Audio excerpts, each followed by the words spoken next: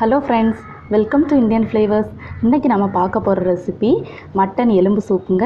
ரொம்ப டேஸ்டியான ஹெல்த்தியான டிஷ்ஷு. இது எப்படி பண்ணுறதுன்னு இன்றைக்கி பார்க்கலாம். நான் இன்றைக்கி அரை டீஸ்பூன் ஜீரகம், அரை டீஸ்பூன் சோம்பு, அரை டீஸ்பூன் மிளகு எடுத்துருக்கிறேன்.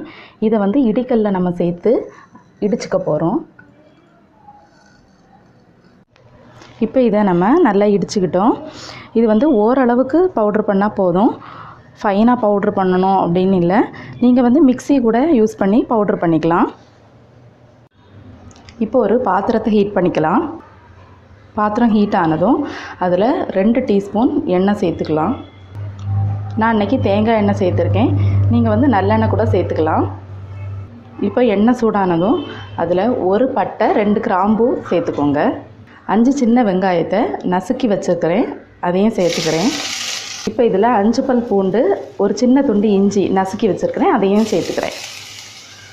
இப்போ இஞ்சி பூண்டோட பச்சை வாசனை போயிடுத்து. ஒரு தக்காளி நறுக்கி வச்சுருக்கிறேன், அதையும் ஆட் பண்ணிக்கலாம். ஒரு கொத்து கருவேப்பிலையும் சேர்த்துக்கலாம். இப்போ இதை நல்லா மிக்ஸ் பண்ணிவிட்டு மூடி வச்சிடலாம்.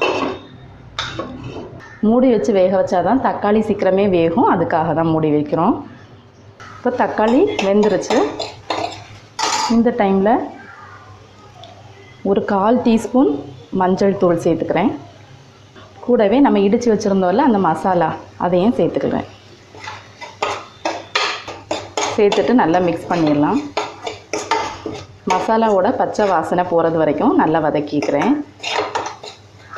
நல்ல வாசனையாக இருக்குது.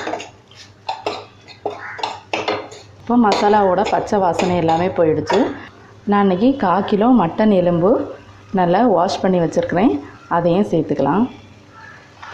சேர்த்துட்டு நல்லா மிக்ஸ் பண்ணிக்கோங்க. கொஞ்சமாக சால்ட்டு சேர்த்துக்கலாம். சூப்புக்கு ரொம்ப சால்ட்டு சேர்த்துட்டோன்னா அது நல்லா இருக்காது. அதனால் கொஞ்சமாக மட்டும் சேர்த்துப்போம். அப்புறம் லாஸ்ட்டில் சேர்த்துக்கலாம்.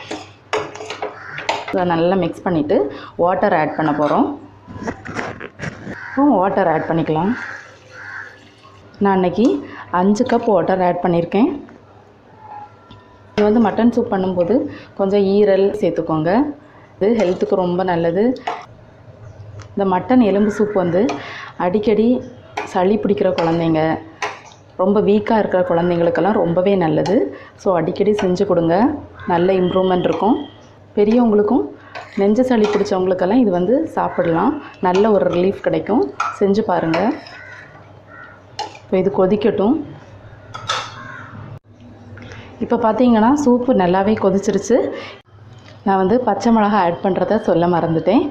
ஸோ அதையும் ஆட் பண்ணிக்கோங்க. 2 பச்சை மிளகா நீள வாக்கில் வெட்டி வச்சுருக்கிறேன், அதையும் ஆட் பண்ணிக்கலாம். இந்த டைமில் அப்படியே மூடி வச்சிடலாம். மூடி வச்சுட்டு மீடியம் ஃப்ளேம் ஒரு 45 மினிட்ஸ் நல்லா வேக வச்சிடலாம். இப்போ சரியாக 45 மினிட்ஸ் ஆகுது. ஓப்பன் பண்ணி பார்க்கலாம். மட்டன் சூப் நல்லா ரெடியாக இருக்குது, நல்லா வெந்திருக்கு. அதோட சாறு எல்லாமே சூப்பில் இறங்கியிருக்கு. இந்த டைமில் தேவையான அளவு பெப்பர் பவுடர் ஆட் பண்ணிக்கோங்க. நம்ம ஏற்கனவே காரம் உப்பு எல்லாமே கம்மியாக சேர்த்துருக்குறோம். இந்த டைமில் உங்களுக்கு எவ்வளோ தேவையோ அவ்வளோ சேர்த்துக்கலாம். உப்பும் தேவையான அளவு சேர்த்துக்கோங்க. இப்போ நறுக்கி வச்சுருக்கிற கொத்தமல்லி இலையும் சேர்த்துக்குவோம். இப்போ ஸ்டவ்வை ஆஃப் பண்ணிடலாம்.